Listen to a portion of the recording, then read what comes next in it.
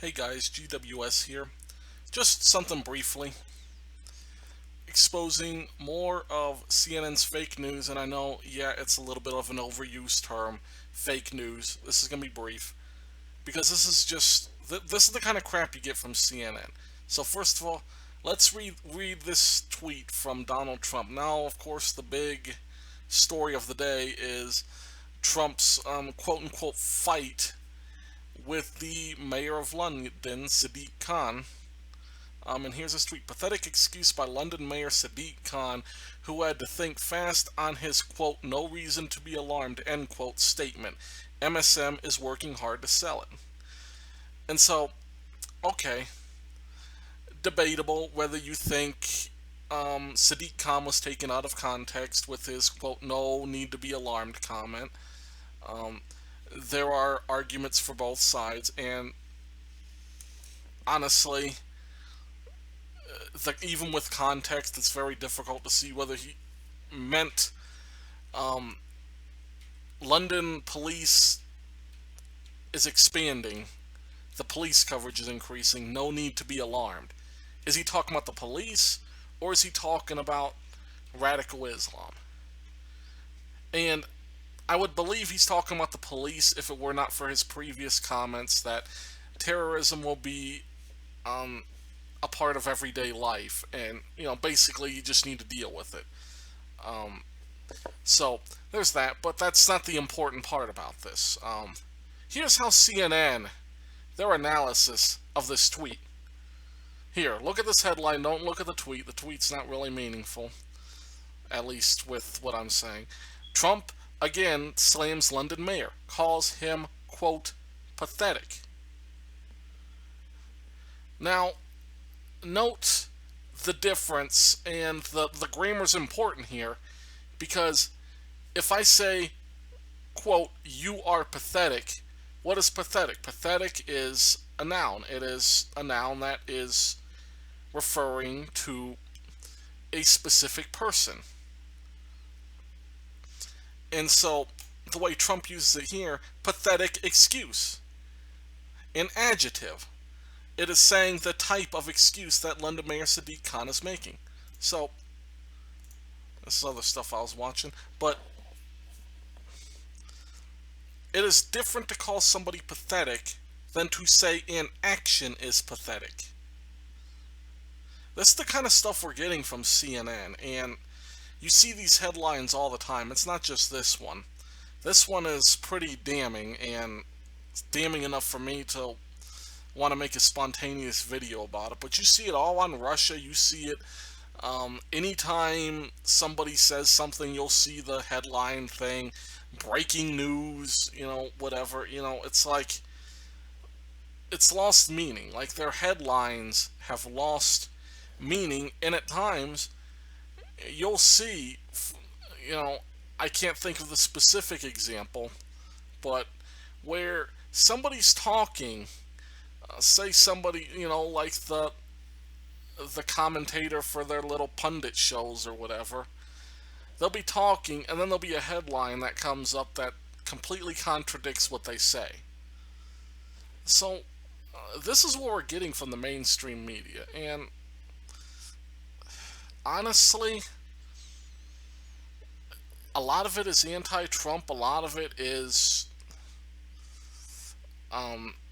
trying to push leftist values, but it's bigger than that.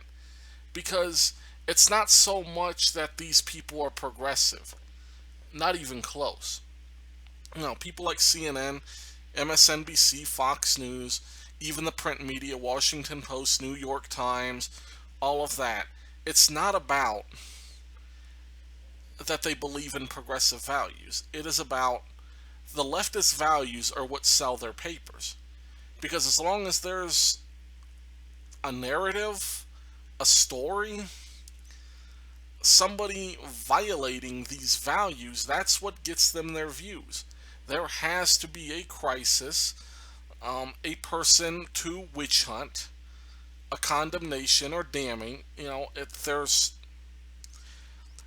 have to have these condemnations. And if you look at conservative ideologies, a lot of it is I'd say sometimes too much so, but it's really bad for the news, is um, a lot of it is against political correctness, relaxed standards, freedom, limited government, less establishment. Those are more conservative values. And so, I guess here's the point I'm trying to make, is that if you guys think on Twitter that this is news, that when you see CNN twisting a word around to the point where it's meaningless, to the just the simple structure of the sentence, the simple structure. These are journalists. They're in college for 4 or 6 years. You don't think they know the difference between an adjective and a noun? No, this is deliberate. This is deliberate twisting to create a narrative, to create a story that retains the few viewers they have. I don't care if you're liberal, I don't care if you're conservative. There's problems with both, let's be honest. There's a lot of problems with Trump, let's be honest with that. But this media, Trump is 100% right about this media, this garbage media. He is 100% right. And you see the same thing with the Washington Post, with the whole hooker thing, with this media it's got to be reformed. And it's not the government that can do it. We can't say the media can't operate. No, this has to come from people. Stop giving these people credibility. It's like, you look at what's going on with YouTube. This was all caused by one entity. What was it, the Washington Post? It says PewDiePie is a neo-Nazi. And they start looking at his jokes, his jokes, his words that he says while playing games. First of all, I'm no fan of PewDiePie. I just personal taste. I just can't see why people watch him. I guess to younger people he's entertaining, but to me it's just, I don't know. I tried watching, I tried seeing the hype, I just can't see it. But PewDiePie's pretty much just like a man-child. He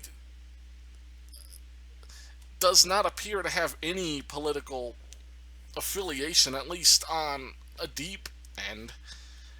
He's playing games, that's what he's paid to do, and lots of people love to watch him, and that's what his life surrounds.